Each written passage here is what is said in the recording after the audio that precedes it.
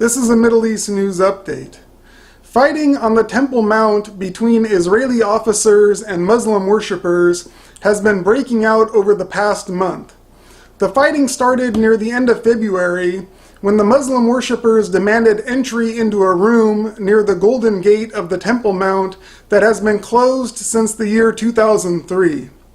The initial attempt by the Muslims to gain entry to the room ended in a significant fight with the Israeli officers on the Temple Mount.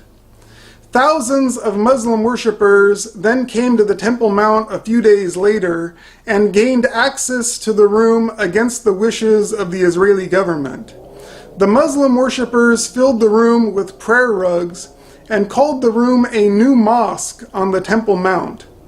A group of Israeli activists then demanded that the Muslims be evicted from the room and that the room be made into a synagogue for Jewish prayer on the Temple Mount.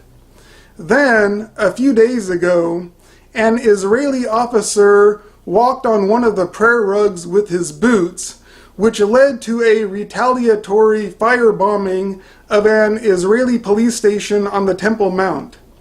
The Temple Mount was then closed for a day, which led to further fighting and rioting.